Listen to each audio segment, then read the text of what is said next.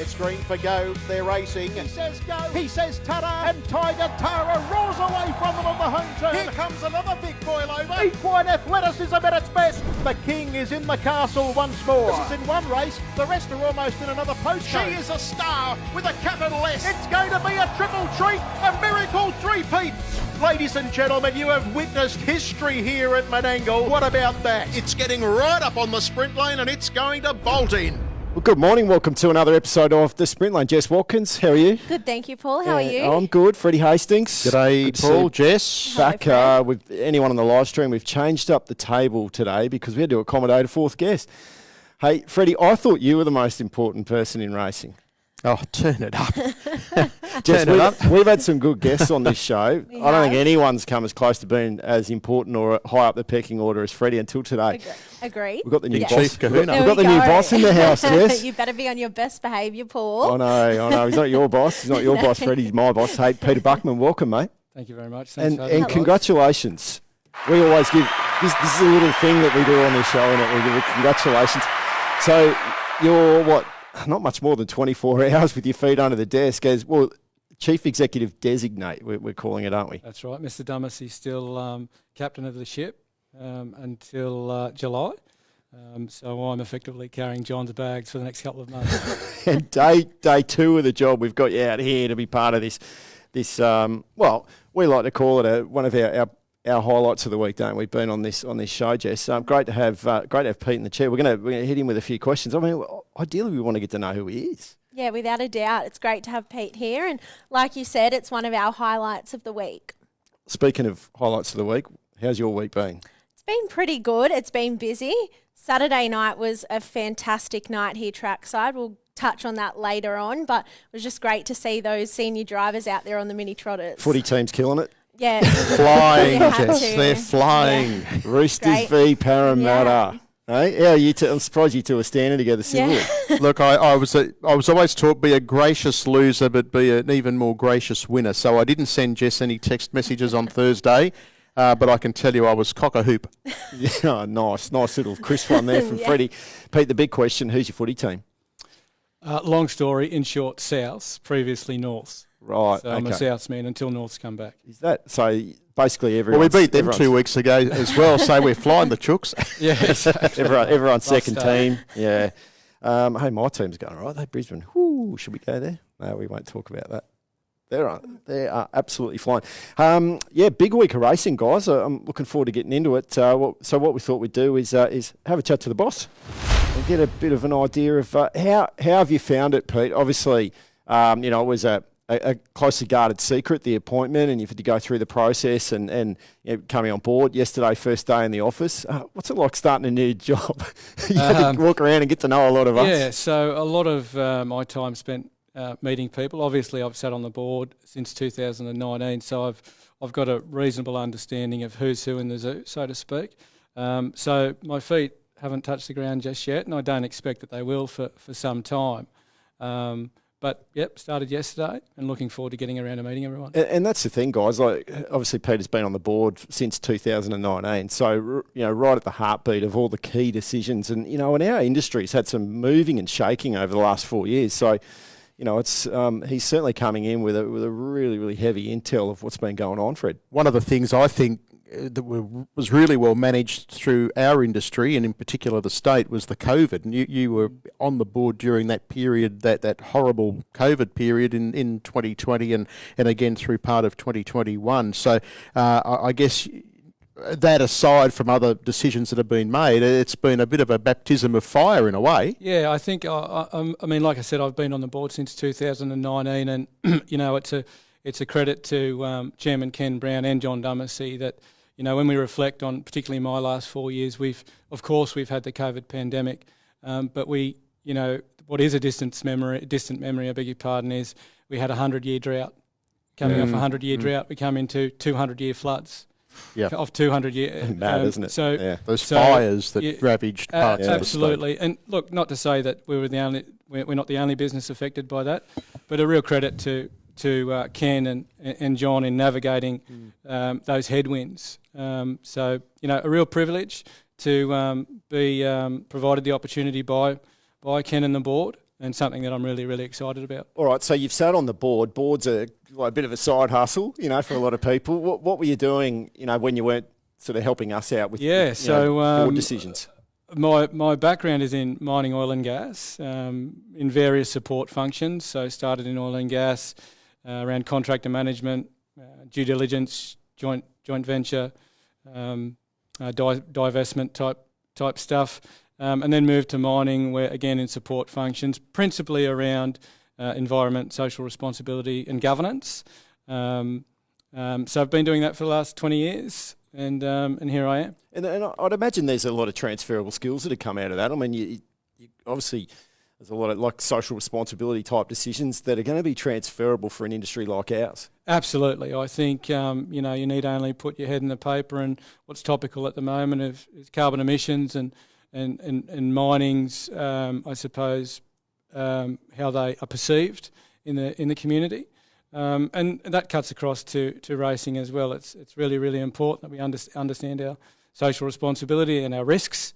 There's lots more synergies between the two industries, but that's an obvious one to cite. You love it, don't you? I tell you what, so Pete and I sat in my office yesterday. This man is an absolute harness racing nuffy.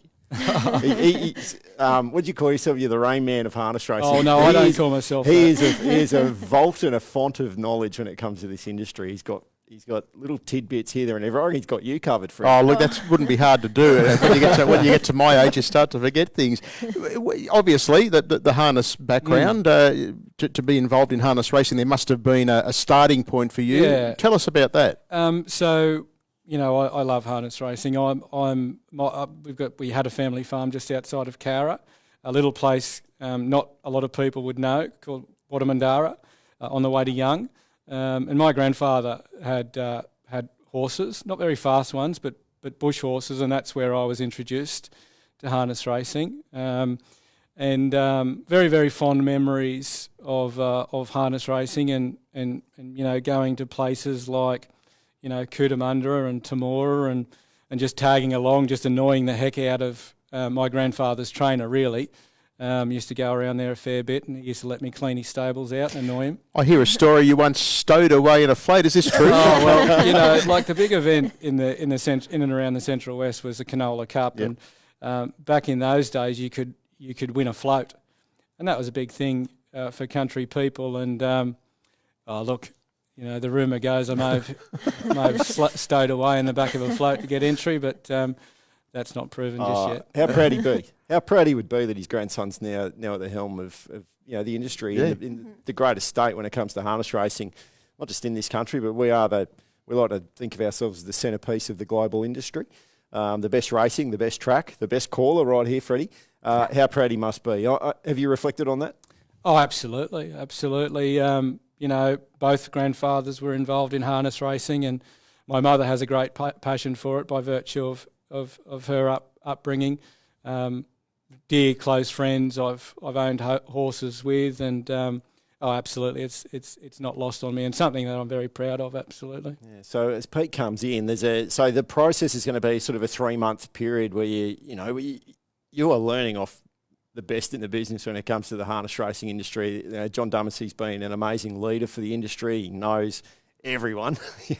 So what's going to be the next 3 months? Yeah, as you set out, Paul, is John and I will execute a transition plan, and that'll work its way out in the next 3 months, and then John will extricate himself from the business, and I'll take the reins, so to speak. So that's about July, isn't it? Yeah, that's right. Yeah. So we've got a plan in place, and again, credit to Ken and John's flexibility, because it's not lost on me that the opportunity that in John staying will afford our business the continuity that's required, because, as you well know, our operating model is quite complex, and whilst I have a firm grounding sitting on the board for a reasonable amount of time, that nuance that John understands and is an absolute expert in will be great footing for myself to launch from. Yeah, one thing I realised, I've been in and around this for 2 years, one thing I've realised is there's great currency in the people in the regional areas feeling like they're heard, they're understood, and people resonate with them and having that touch point with them. And I know that's something that you've made an early commitment to, isn't it? Yeah, absolutely. I think we learn a lot when we're out and about, and it's really, really important that we're out and about and we're engaging with our stakeholders as often as we possibly can, and absolutely intend to get out and about as quickly and as often as we can. Well, I mean, you've been on the board when there's been some key changes around regional racing. So, just this weekend we've got the Riverina Championships. That was a move. That was a move and a shake from the board at Harness Racing New South Wales to move in and give that 4 and 5 year old age demographic a real focus point. The regional championships, Freddie. Well, that real concept of regionalisation really has made a difference, I think. Absolutely. We're seeing that. You mentioned COVID, and that's and to me, that's one of the great success stories, not just in harness racing, but in Australian sport. I'm very fortunate to have been in around a lot of sports, and I can hand on heart tell you that is one of the major success stories in Australian sport. Definitely. To the point that we've hung on to it and let it grow. Just on the back of COVID. You must be proud of that. Oh, of course, like I alluded to previously, again, it's a real credit to the board and the executive and the broader team with how we were able to navigate those, at times, very difficult waters through COVID. The operational requirements that were imposed on our business just to operate were significant, and despite those requirements, it was business as usual, which is an absolute credit to the business at that time. Yeah. And the other thing is, and without talking out of school too much, but having sat around the board, when I went to the board and said, "Hey, I want to get this podcast up and going," this man right here was a key supporter of us getting this podcast up and running. So it was good. Things like fantasy harness racing. So I can tell you that in Peter's hands we've got a real ally in the ability to have touch points with what the future looks like. And it's future proofing is a big passion of yours, isn't it? Oh, absolutely.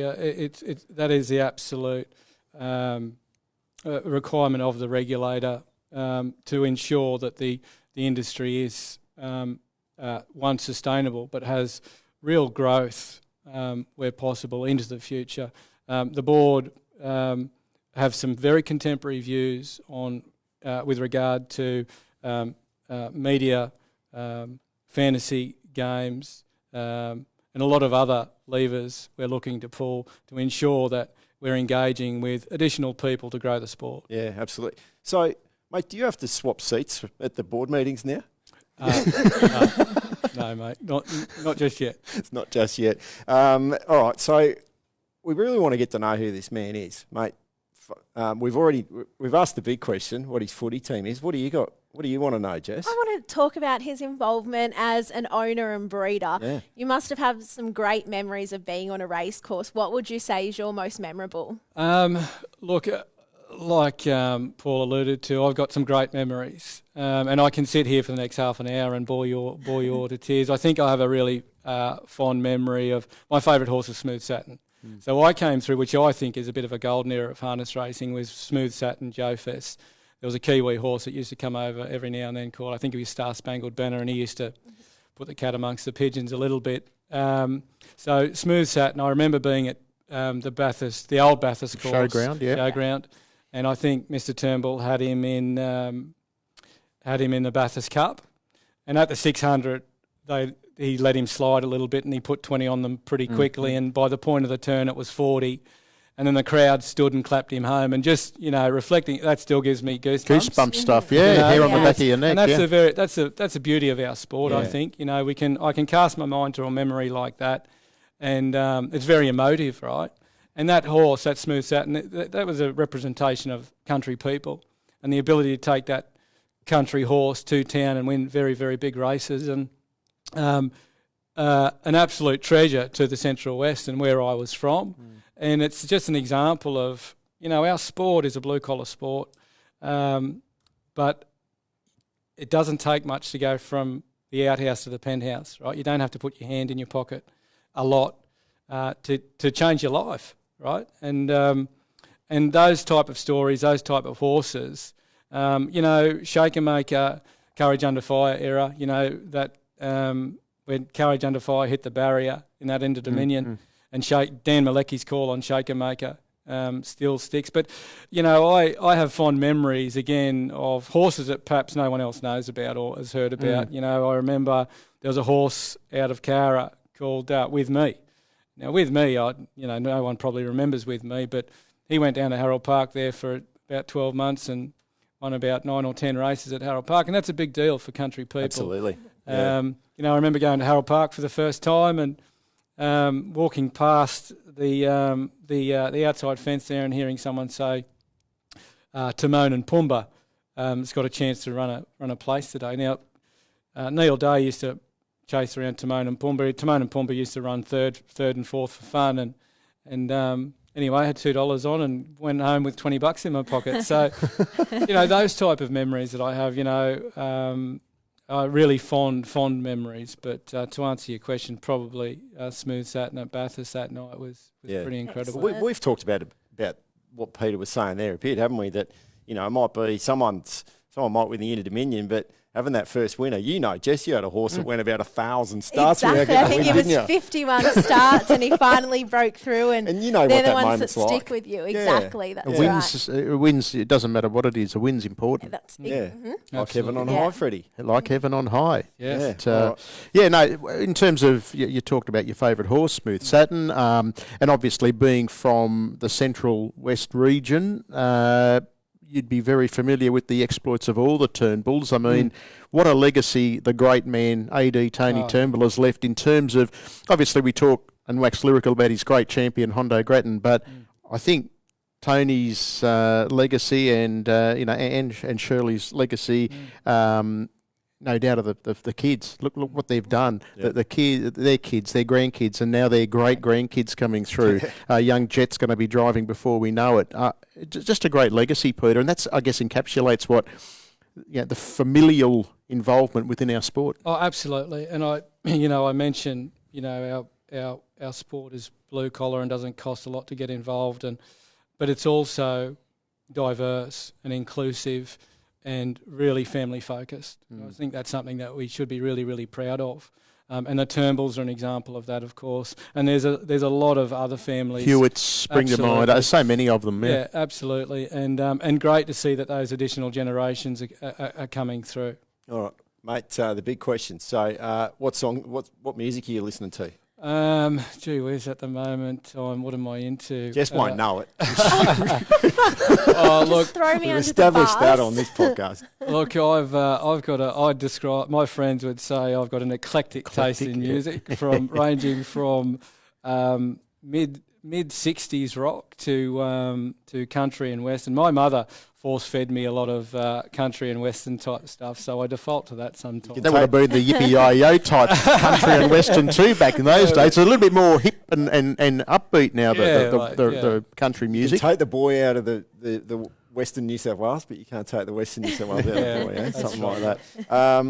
Mate, it's great to have you on board. We're super excited about not just the future, but obviously the next 3 months and the evolution. And obviously, I know you're going to be a real sponge working with John Dumacy and trying to take out of that, because he's just a font of knowledge, and what that man doesn't know about our industry, geez, I'd hate to think, because he's just been here, there, and everywhere for so long. So he's a big loss, but I think we've got a big gain. Obviously with bringing Peter on board, haven't we? Yeah, congratulations. Yeah, congratulations. You're going to hang around just for a little bit longer. We're going to have a look at how the racing cycle went over the weekend. Hey, Better Zip, it was good, Freddie. Must have been fun to call. Oh, that was incredible. Breathtaking performance. 148.5 came up on the semaphore. I think it's showing in results at 148.6, but still a couple of tenths quicker than the Miracle Mile time posted by Catch a Wave. The horse rewarded for that on a plane, I think arrived today for the Nullarbor over in WA. So one of 3 New South Wales horses, which is fantastic. That the eastern states have been recognised for their form. Spirit of St Louis, we know what a great horse he is. Second in the last 2 Miracle Miles. And Loyalist, what about Loyalist getting a go for Joe Connolly? I think that's a great thing. He's the sort of horse. You wonder whether Gloucester Park will suit the horse. However, if they go silly, he's going to be finishing on. I'll tell you what, sorry, Jess, I don't think I needed to see the time to know that was fast. Yeah. That just looked fast, Better Zip. It looked like it just was that absolutely third quarter fine. Paul.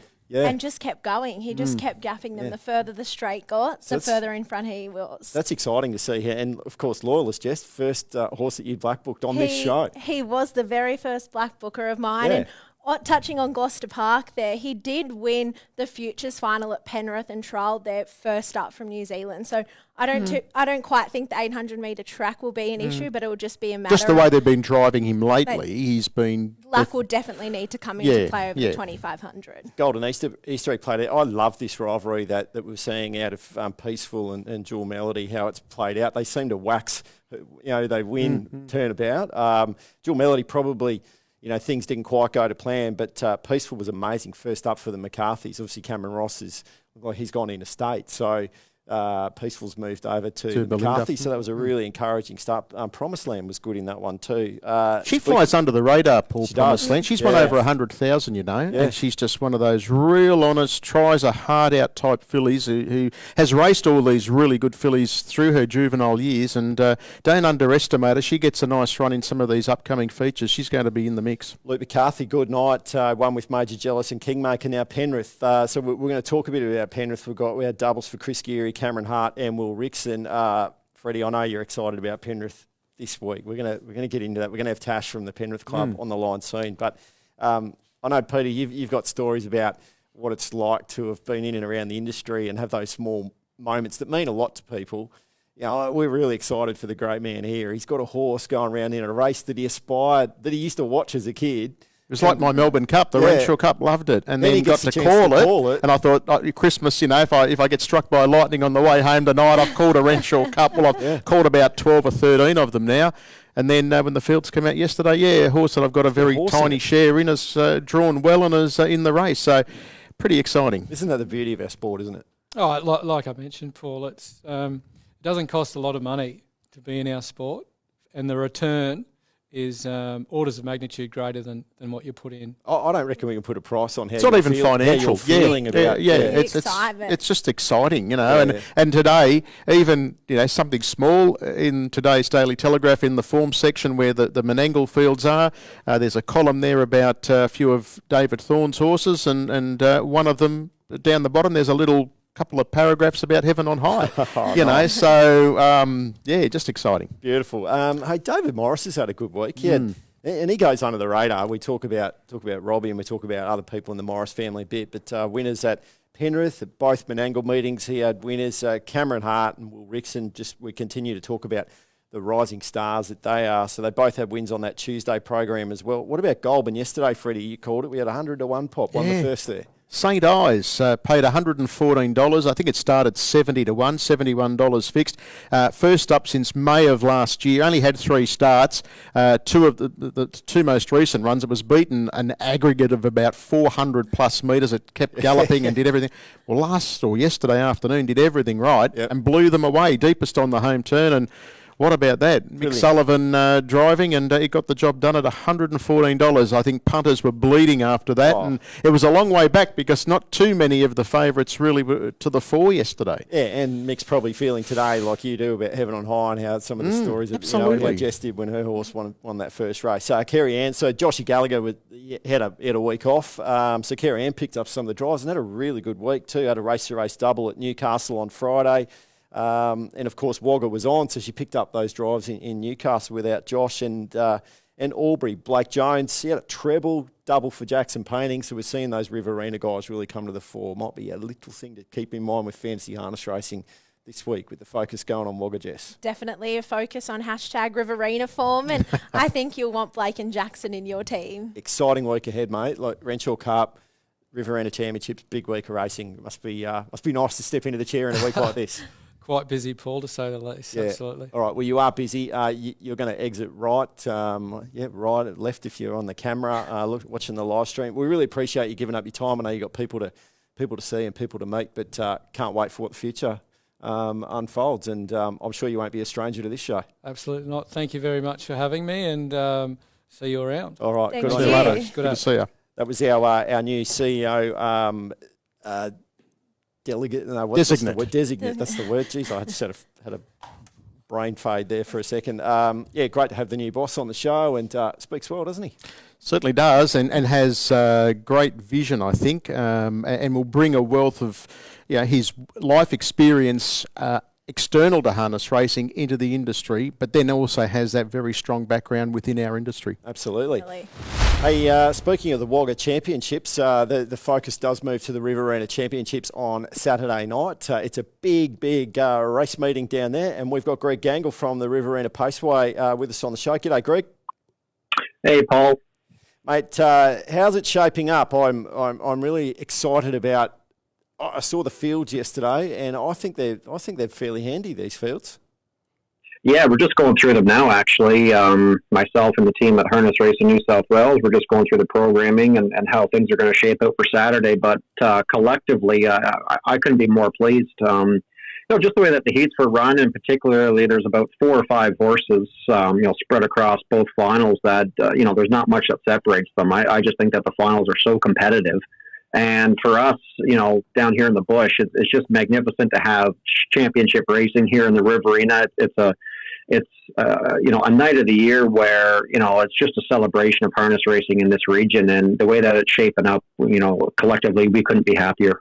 What can we expect off track, mate? I know that the racing product's going to be outstanding. It's going to hold up, and and I know that everyone's going to be watching because they're going to want those triple points from the fantasy harness racing game. But off track, I know that you guys do a wonderful job to put on a community event. What can we expect? Yeah, it's, anytime we have a marquee event, the number one goal is that community engagement. And this year we're going to incorporate our Dash Hound Dash, a part of the Riverina Championship night. So I'm going to have 30 Dash Hounds on course. We're going to run heats and finals in between the races, just to have that engagement and that entertainment in between the races. I think it's so crucial, and just gives another excuse to bring the family and small children out on course. And then, with it being Easter Saturday, of course, we got to have the Easter Bunny here, and we're going to have jumping castles, an inflatable obstacle course, face painting, live entertainment, everything that goes with it. But I think the number one attraction outside of the race card is the Dash Hounds.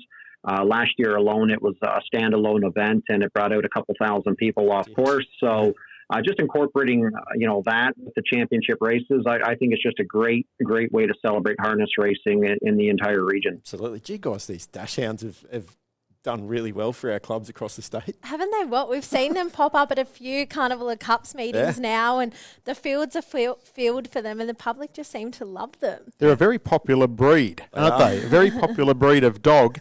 And I wonder if that's cyclical. I wonder if eventually they won't be, and it'll be another dog, or whether it's just... Well, they've been historically. I think you'll find there's been Jack Russell racing at various racetracks over the time, and now we've sort of transitioned to Dash Hound, so they're getting closer and lower to the ground, a bit more like me.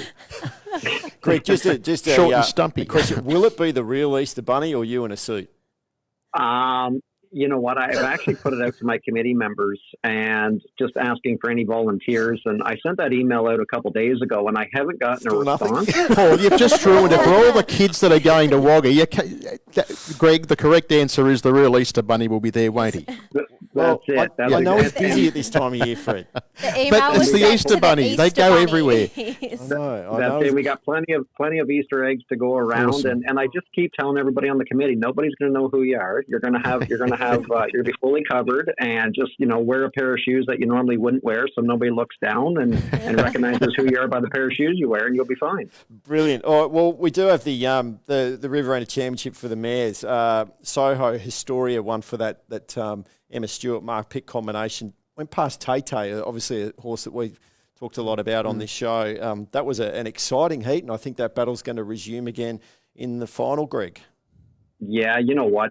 Between Soho Hysteria and Tay and Madrid I really don't think that there's much that separates those three mares. And just the way that they're going to line up with the preferred barrier draw on the NR, they're going to draw the back row and outside the gate. So, it'll be a game of tactics, in my opinion, especially over the long distance, which I think is really intriguing. But I mean, to have these type of mares here in the Riverina is just absolutely sensational. And obviously we can't thank the trainers enough coming from far and wide to support the event. and why not with with $100,000 final? But for us to have these type of quality horses and high quality trainers support the event, it's overwhelming altogether. Absolutely. Well, in the end, Ties and Geldings better isolate for Matty Craven beat Artillery and Lightning Dan. So that was a a very strong heat for that as well. And then my ultimate Ronnie, obviously, one that we've seen a lot here at Menangle, guys. Just beat Tasty Delight. Tasty Delight. Hasn't he just stepped right up to the plate? Yep, did so well for Brian Portelli at the at Newcastle. It wasn't it? Yeah, Newcastle Mile. Yep. So that race also had Off Your Rocket Crocker and Rip in it. Rip was, I don't know, maybe a shade disappointing. Yeah, I guess on face value, I guess it comes down to expectation. We've had this expectation this whole, probably last 2 months of where Rip was or would be compared to where he was last year. I suppose it happens. They don't quite come back for a preparation as good as you may have hoped. Did win a race here coming from well back during the carnival, but good horses always bounce back, and I think he's a nice horse, Rip. So nonetheless, forgive him. Hey, one that I had my eye on at your racetrack last week, Greg, was Taylor's Ace, trained by Ian Osmond, driven by Taylor Osmond. I'm not sure of the story around the naming of the horse, but I reckon there's probably something in it. I hope there's a nice narrative around that one. Yeah, there's got to be, and to be honest, I don't know the answer or the story to it, but the breeder, Chris Cumming, he still owns the horse.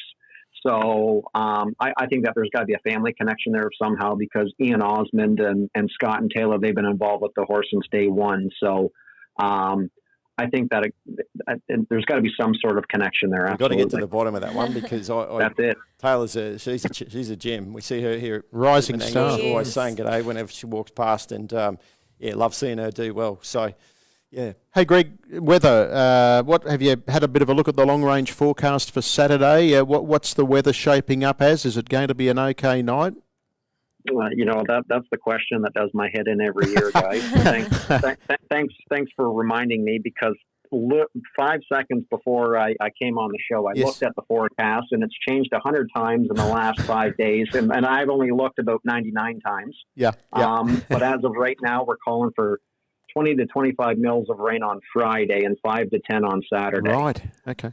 So, we're getting our track prepared and sealed up for this weekend just in case. Yes. But it's also changed 100 times. So to answer your question, that's what it is at the moment. Yes. But I wouldn't be surprised to see it change again. Because how important is it, Greg? Like you just said that the track's being prepared. You've got to prepare the track, I guess, a certain way based on the forecast, yeah?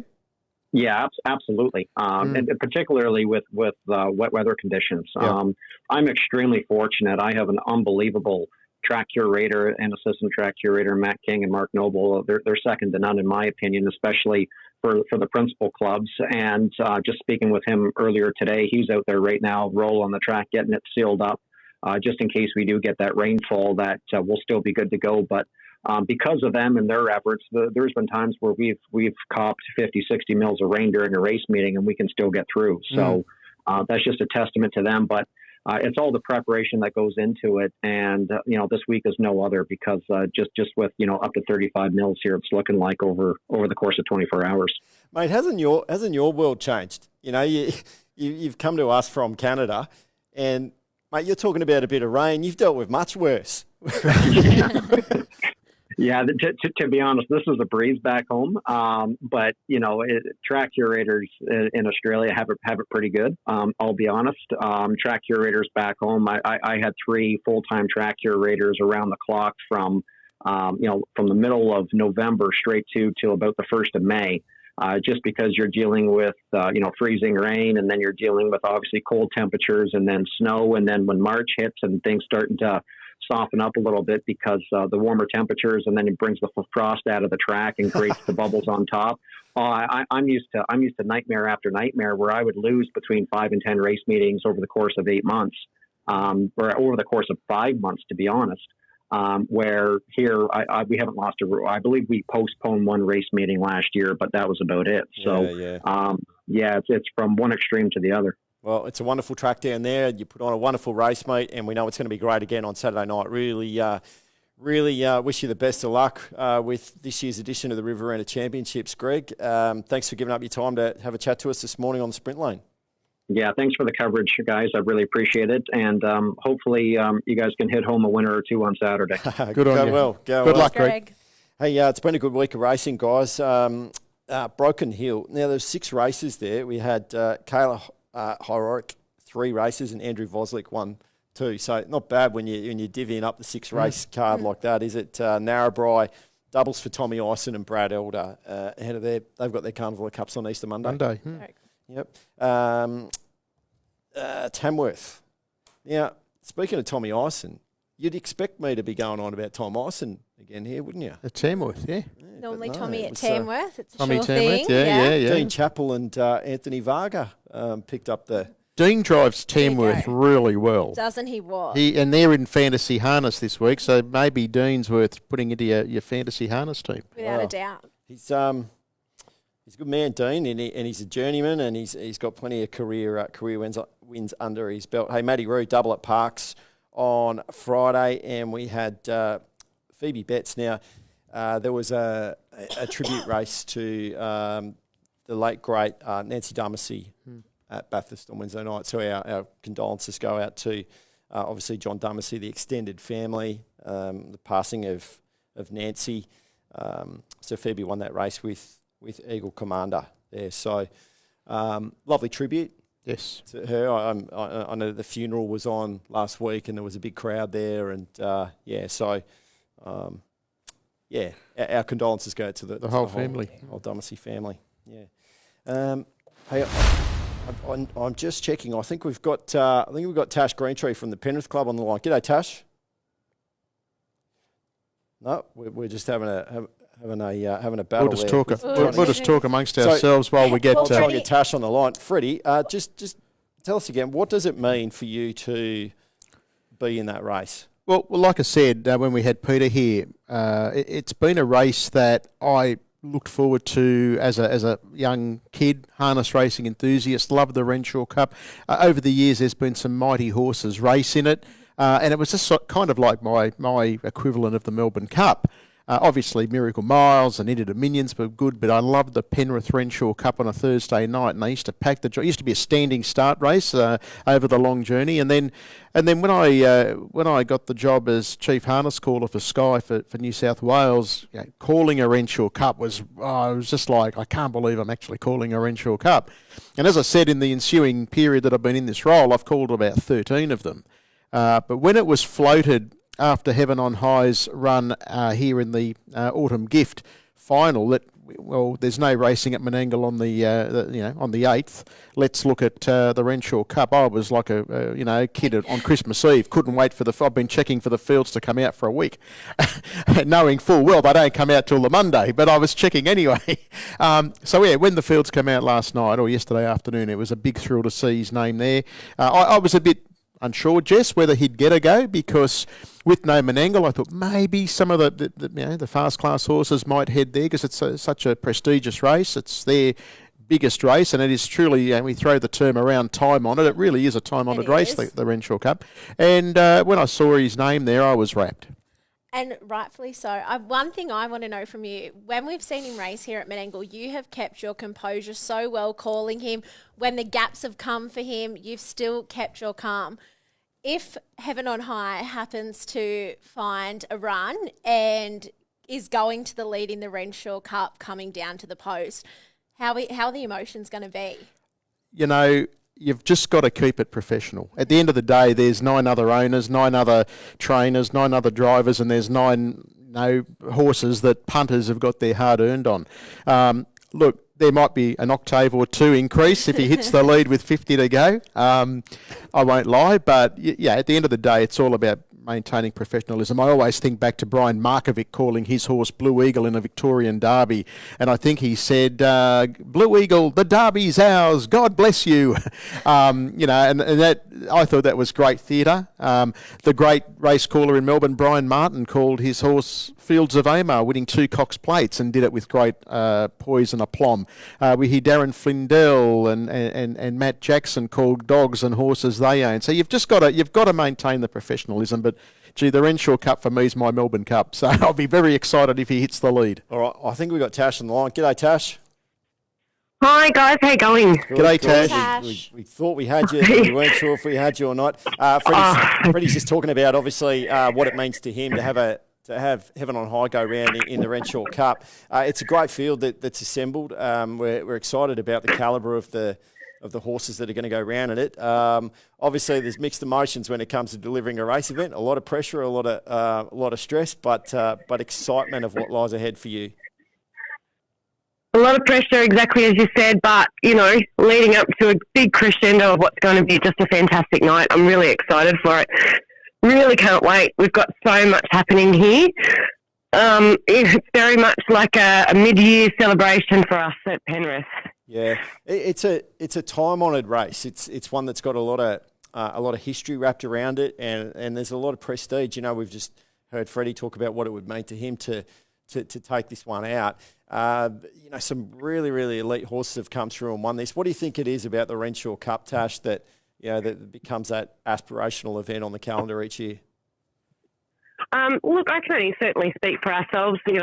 Without the Renshaw family and Dr. Maurice Renshaw, we wouldn't be racing at all. So, we most certainly are grateful for the work that he did to ensure racing commenced and continues at Penrith. And for this event to be going for 53 years, it's just such a testament to the work that's been done. What can we expect off track, Tash? It's obviously, the beauty of Carnival of Cups, and obviously Renshaw Cup is the feature race on this program. What can we expect outside of the race meeting? Because these Carnival of Cups meetings are fantastic to bring communities together and extend our reach as a harness racing product to bring new people to the fold. Yeah, well, we're certainly trying to bring a bit of a country feel to this year's event, being that we are sort of sitting just on the edge of the metro region. So we've got ourselves a fantastic multi-award-winning country artist, Ben Ransom, playing with his band.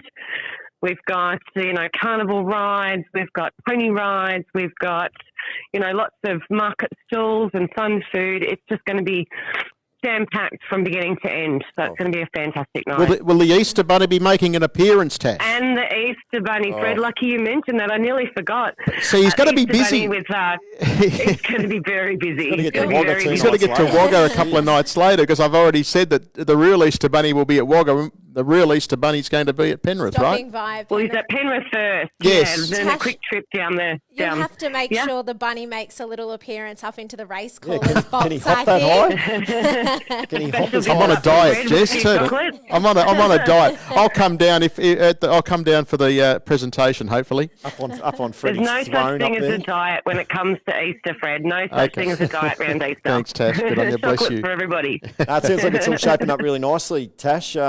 All those market stalls and the bands. We're going to have to make sure Freddie keeps to his schedule. No, I'll be fine. What about the Trotters? Oh, good to see the Trotters Cup on again, Tash. I know it's a race you added, I think, last year, and it's just, again, been well patronised.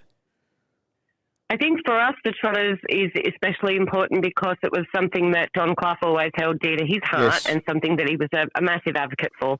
So I think, we always try and keep in mind, our past directors and, the different things that they advocated for. And so we're really, really pleased to be able to have that Trotters Cup here every Renshaw. It's brilliant. The Renshaw Cup itself, guys, we just have a quick squeeze at it. Good representation from Lucky Lodge too, really high calibre. Calibre horses that will go around there in Port-au-Prince, one that we've talked about a lot in this show, and of course Pete said so again. So we think Robbie's going to take the drive on Pete said so. Josh Gallagher will step on Port-au-Prince, so that's exciting. Naturally Gifted, the 3-year-old, that you're excited He's a about. horse I'm really excited to see step up into that free-for-all company. I think we've seen him throughout the Bathurst Carnival and the New South Wales Derby before that, and he was ultra impressive in them. So keen to see him take that next step up again here. I'll tell you a horse I'm really looking forward to seeing stepping up into this sort of company is a horse called Gliding Away. Now, since it's joined the McDowells, I think it's only missed a placing twice. and is a very nice horse. It'll be drawn behind the 3-year-old, drawing the second row, gliding away. And I really think it's a horse that could transition through the grades very nicely. And again, a bit like Heaven on High and perhaps Port-au-Prince, this is a bit of a step up for gliding away. But gee, the horse is racing well. Sicario the one to beat? Look, on what we saw at Young, what we saw at Bathurst, I think it is. Cam will be doing the steering, and Sicario is probably the horse to beat. Pete said so. I think really will relish the 25-25. And then you've got horses like the question mark horses like Naturally Gifted, like Heaven on High, to a degree Port-au-Prince, and gliding away. And I know Jimmy Locke gets home well. I know you're a fan, Jess, of Total Divas last run. Yeah, I was a big fan of hers. She ran 4th to Better Zip It here on Saturday, and she broke 150 her individual mile. I think she went 149.7. So I have her as a bit of a rough place chance there, the mare, so Total Diva. Speaking of Jimmy Locke, the Jimmy Locke experiment's over. Yeah, it's over. Yeah, Jimmy Locke driving Jimmy Locke. It's back to Seaton. But Jimmy himself, what we should mention in our quick wrap-up, he drove another Metro winner on Saturday night in the 4-year-old Trotters Foundation final. So just, 5, 6, 7 days after he drove his maiden Metro, he's backed up with another one. But it's going to be a great night, Tash, and as you said, lots on. The face painting will be happening too, yeah? Yes, face painting as well. Good. Got to have face painting at a racetrack. Are you going to get some Heaven on High colours? I'll get some clouds. Braveheart. Anyway, enough of that. Tash, should be fantastic. Another edition of the great race, the Renshaw Cup, and everything else that goes with it on an 8-race program. Good luck. We'll see you out there. Thanks a lot, guys. Cheers. Have a great day. Thanks, Alrighty. Tash. Yeah, great race. Hey, guys, hang on. That's what we're up to. Too loud. Too loud. Best thing you saw this week, Jess? Yeah, look, I know he's a Roosters supporter, but I'm still going to give him credit here.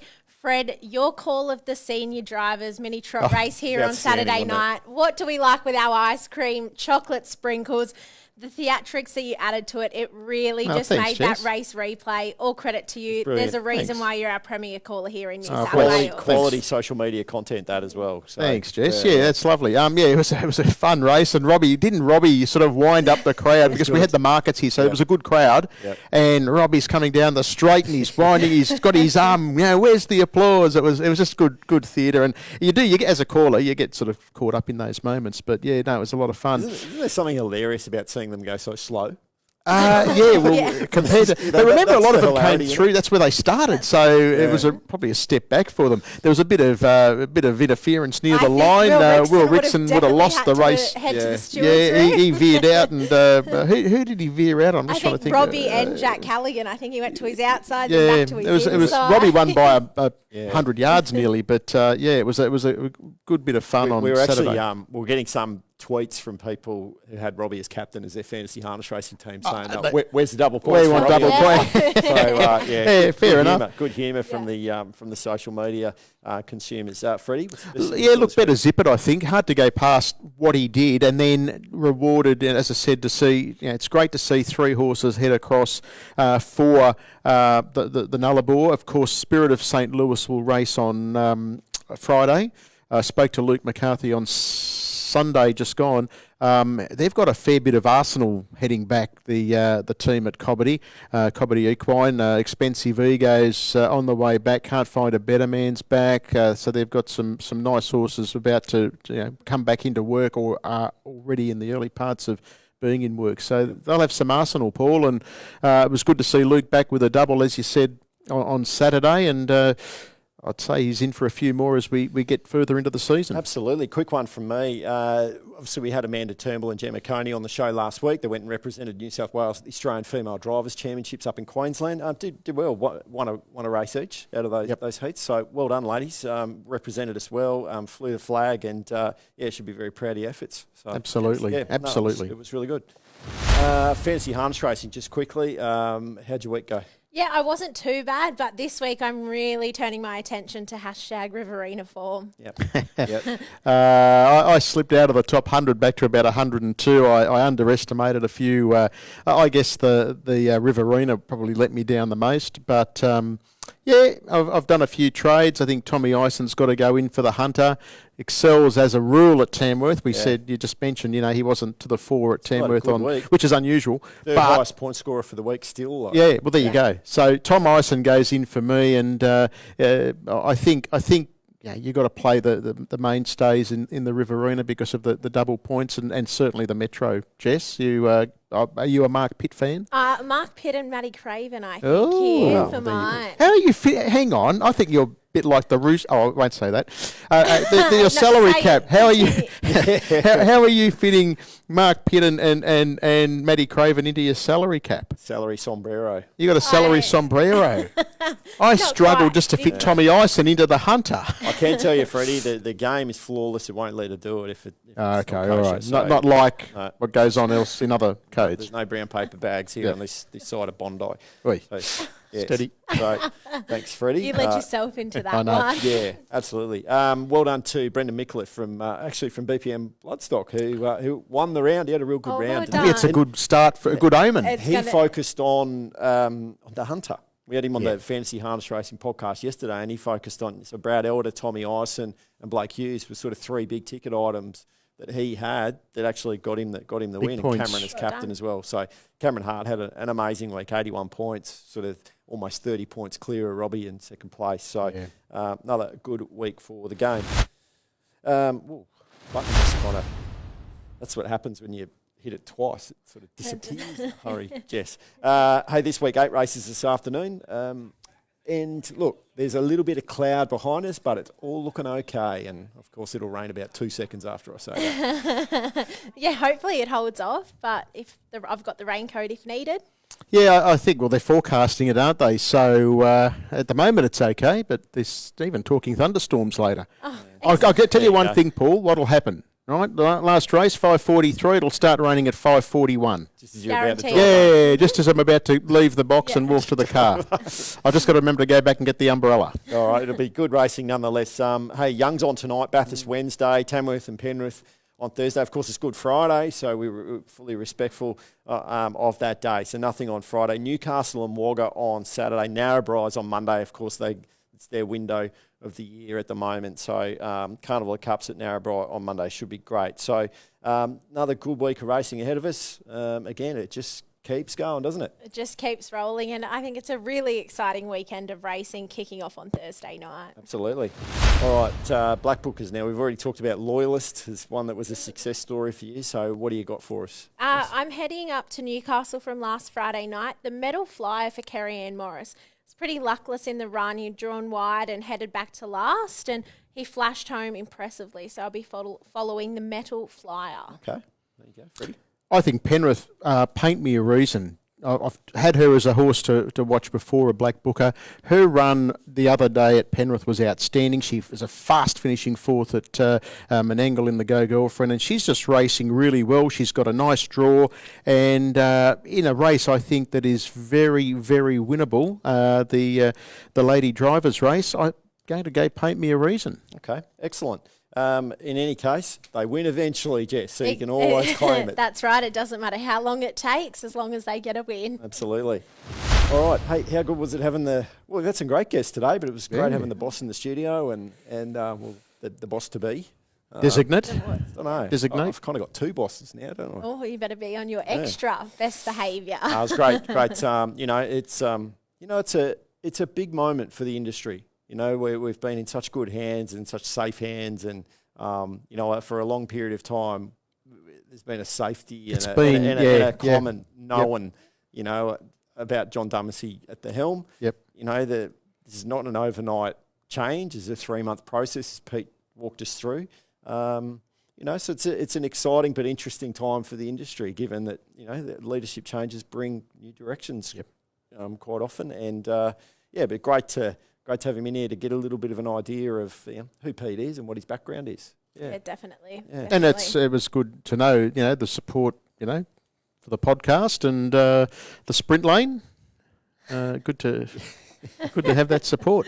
Absolutely. Oh, well, you guys have a good week. You too, mate. Freddie, good luck on Thursday night. Thanks, mate. Yes. Be there, and I'm excited for you to see how Heaven on High goes round, just being in that race. I know the ownership group a lot of my mates will be there as well. So it's going to be like the ownership Might be a group. bit loose. A few of them like a drink. Yeah. Okay. So I might have to catch them after the last Uber home or something. I don't know. All right, fantastic. Well, everyone out there tuning in, thanks for your time. Hope you've enjoyed the show. We will continue to bring you content on the Sprint Lane week after week in this format that we love, the live show right here from Tabcorp Park, Menangle. So have a great week. If you get a chance to give us a like, share, follow or something along those lines, we would really appreciate it. Nonetheless, have a great week. We'll see you next week. Bye-bye.